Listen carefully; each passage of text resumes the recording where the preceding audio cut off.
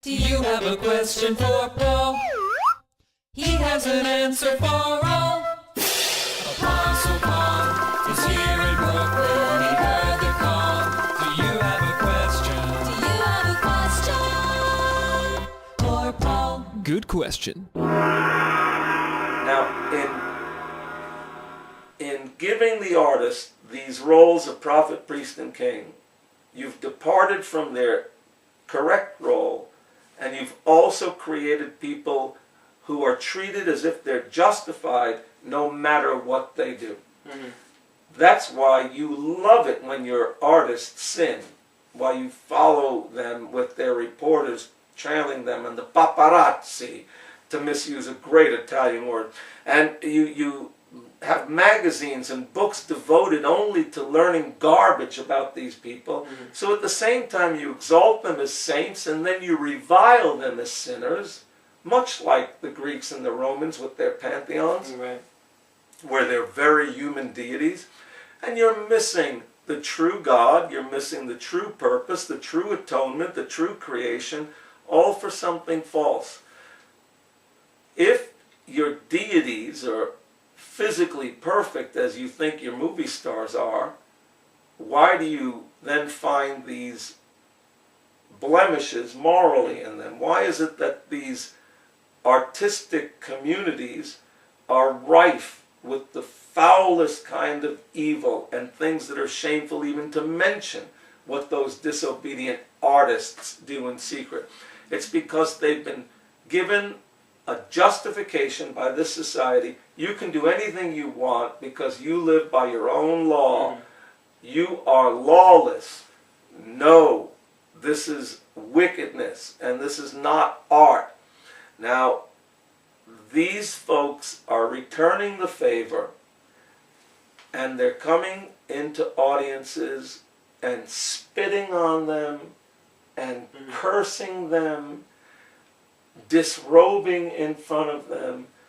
Basically now, and especially among the young people, in Europe it's very prominent. It will be part of the American scene not too long from now, where the degradation suffered at a concert is somehow of an atoning nature. Mm-hmm.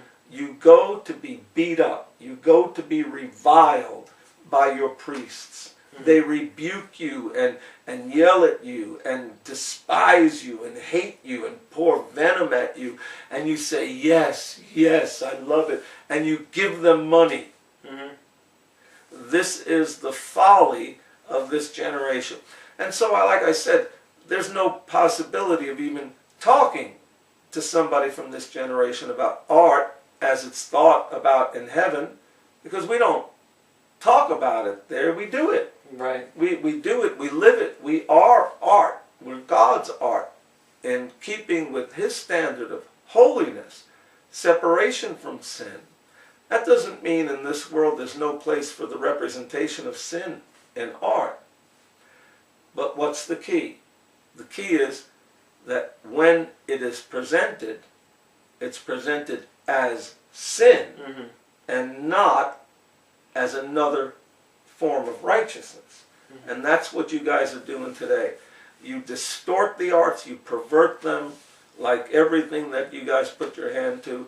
And it makes me almost long for the good old days back in the little nest I had up in the Arabian Peninsula that I would go to every 4 or 5 years and just catch my breath, you know, rest a little bit, look at some wall paintings, and make a few of my own.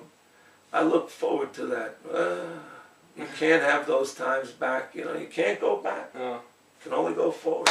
So what scale did was the custom at that time in that Arabian Peninsula? What, you mean musical scale? Sure. Well, you're not going to believe this, but it's called catatonic. Catatonic, okay. Yeah, it's catatonic scale.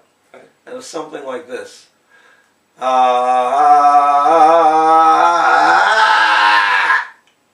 It's a good scale. Well, it worked for a couple of compositions at least. It wasn't something that all the artists were equally comfortable with, but Right. in the Arabian Peninsula, in fact, they still use it today. I think that guy who tried to bomb Times Square was using that when they caught him on the plane. He went, ah. I was wondering what he was doing. Yeah, that was the it. catatonic scale. Uh-huh. Yeah. It's not well known, but you are, after all, taking advantage of my being here, so I'll tell you Right. secrets. Well, now the world knows. And we thank you, world, for joining in on this episode of Good Question. Yeah. And thank you, Apostle Paul. Oh, it's my pleasure. Believe me, I love talking to you guys, but I know you're not listening, so it doesn't matter. It's okay. Well, I do love you anyway. well, on that note, Yes. tune in next time for another episode of Good Question with the Apostle Paul. Yeah, please, will you?